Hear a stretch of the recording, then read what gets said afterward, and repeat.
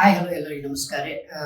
ವಿಷಯ ಏನಪ್ಪ ಅಂತಂದ್ರೆ ಮನೋಜ್ ಅಂತ, ವಿಜಯನಗರ ಜಿಲ್ಲೆ ಹರಪನಹಳ್ಳಿ ತಾಲೂಕು, ಯಾವರು ಕಂಚಿಕೆರೆ ಗ್ರಾಮದವರು. ಇವರು ನನ್ನ ಧರ್ಮಪತ್ನಿ ಅಂದ್ರೆ ಪಲ್ಲವಿ ಅವರಿಗೆ ಇನ್ಸ್ಟಾಗ್ರಾಮ್ ಅಲ್ಲಿ ಸುಮಾರು 3-4 ದಿವಸದ ಹಿಂದೆ ಒಂದು ಅಶ್ಲೀಲವಾಗಿ ಫೋಟೋಸು ಮೆಸೇಜು ಪರ್ಸನಲ್ ಐಡಿಗೆ ಇವರು ಹಾಕಿರುತ್ತಾರೆ.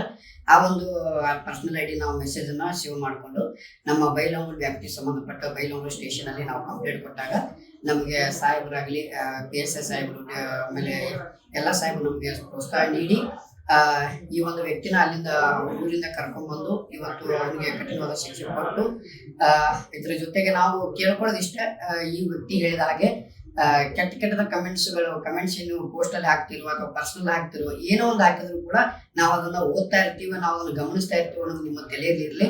ಯಾಕಪ್ಪ ಅಂತಂದ್ರೆ ಬಿಟ್ಟಾರ ಪಾಡಪ್ಪ ಅಂತೇಳಿ ಕೆಟ್ಟ ಕಮೆಂಟ್ಸ್ಗಳು ನೋಡಿದವರು ಬಿಟ್ಟಾರಗಳು ಅದನ್ನೇ ತಿಳಿ ಕೆಡಿಸ್ಕೊಳ್ಳಲ್ಲ ಅಂತ ನೀವು ಕಂಟಿನ್ಯೂಸ್ ಆಗಿ ಅದನ್ನೇ ಮಾಡ್ತಾ ಇದ್ರೆ ಇವ್ರಿಗೆ ಆದ ಶಿಕ್ಷೆ ನಿಮಗೆ ಖಂಡಿತವಾಗ್ಲೂ ನಾವು ಮುಂದಿನ ದಿನಮಾನಗಳಲ್ಲಿ ಮಾಡೇ ಮಾಡ್ತೀವಿ. ಯಾಕಪ್ಪ ಇದ್ರ ಬಗ್ಗೆ ನಾವು ಹಿಡಿದು ತಲೆ ಕೆಡಿಸ್ಕೊಂಡಿದ್ದಿಲ್ಲ, ಇನ್ಮೇಲೆ ತಲೆ ಕೆಡಿಸ್ಕೋಬೇಕಾಗತ್ತೆ. ಯಾಕೆ ನಮಗೂ ಲೈಫ್ ಇದೆ, ನಮಗೂ ಜೀವನ ಇರುತ್ತೆ, ನಾವು ಸೋಷಿಯಲ್ ಮೀಡಿಯಾದಾಗ ಬೆಳೆಯೋರಿದ್ದೀವಿ, ಸೋಷಿಯಲ್ ಮೀಡಿಯಾದಾಗ ನಮ್ಮ ಜೀವನ ಆಗುತ್ತೆ. ಹೀಗಾಗಿ ನೀವು ಅರಿವಿಟ್ಕೊಂಡು ನೀವು ಮೆಸೇಜ್ಗಳನ್ನ ಮಾಡ್ಬೇಕಾಗತ್ತೆ. ನಿಮ್ಮ ಫ್ಯಾಮಿಲಿ ಆಗಲಿ ನಮ್ಮ ಫ್ಯಾಮಿಲಿ ಆಗಲಿ ಎಲ್ಲ ಒಂದೇ ಇರುತ್ತೆ, ನಿಮ್ಮ ಅಕ್ಕ ತಂಗಿರಾಗಲಿ ನಮ್ಮ ಅಕ್ಕ ತಂಗಿರಿ ಎಲ್ಲ ಒಂದೇ ಇರುತ್ತೆ. ದಯವಿಟ್ಟು ಗಮನವಿಟ್ಕೊಂಡು ಮೆಸೇಜ್ ಮಾಡಿ ಚಾಟ್ ಮಾಡ್ರಿ ಅಂತ ಕೇಳ್ಕೊಳ್ತಾ, ಇನ್ನೊಬ್ಬ ತಪ್ಪಾಗಿದ್ರಿ ಈ ರೀತಿ ಮಾಡಲ್ಲ ಅಂತ ಹೇಳ್ಬೋದು.